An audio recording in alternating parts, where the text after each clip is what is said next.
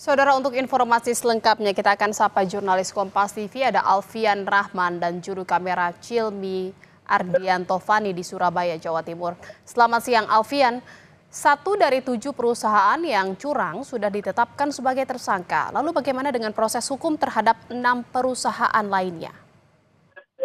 Ya, selamat siang Johan dan juga saudara. Ini memang 1 dari 7 perusahaan yang diduga melakukan kecurangan dalam pengemasan minyak goreng merek minyak kita, yaitu kurang dari 1 liter tidak sesuai dengan takaran yang tertulis di di bungkusnya. Ini memang masih dalam terus penyidikan lebih lanjut dari pihak kepolisian melalui Satgas Pangan Polda Jawa Timur sendiri. Hingga saat ini memang yang baru ditetapkan sebagai tersangka yaitu owner dari usaha dagang Jaya Abadi yang menggunakan modus operandi ini membeli minyak curah dan juga akhirnya membuat kemasan dan memerekkan dengan nama minyak kita. Sementara 6 perusahaan lainnya begitu yang diduga juga merupakan memiliki kecurangan begitu untuk mengurangi takaran dari minyak kita sendiri yang tersebar di Jawa Timur. Ini seperti ada di Ponorogo, di Kudus, juga di Gresik, serta juga Surabaya. Ini masih dalam proses penyidikan lebih lanjut dari Satgas Pangan Polda Jawa Timur.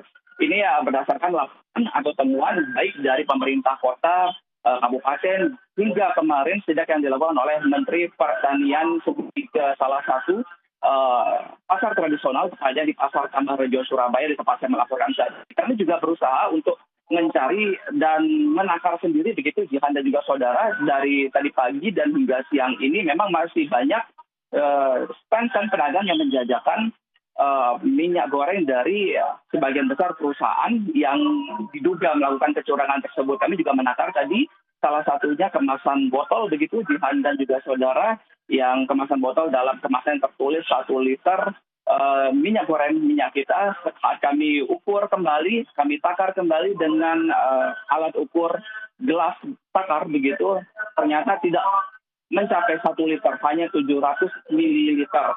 Nah, ini yang menjadi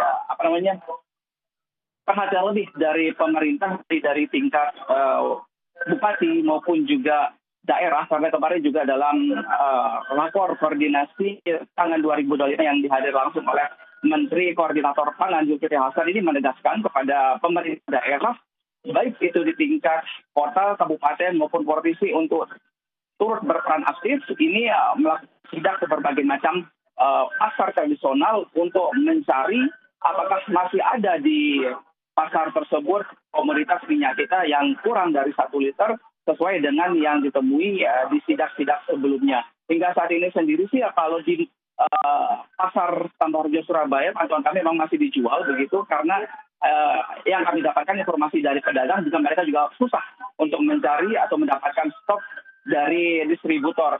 Adapun jika mereka mendapatkan stok, ini dibatasi pembeliannya maksimal 5 dus atau 5 karton dalam sepekan, yang isinya dalam 1 karton tersebut ada 12 kemasan dengan berat masing-masing 1 liter.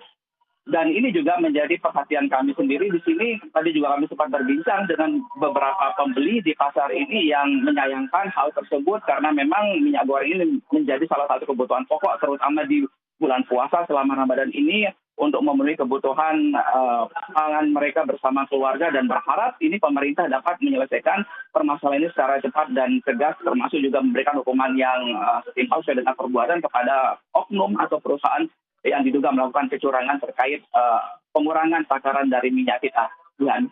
Baik, terima kasih atas laporan. Ada jurnalis Kompas TV Alfian Rahman dan juru kamera Cilmi Ardian dari Surabaya, Jawa Timur. Selamat bertugas kembali.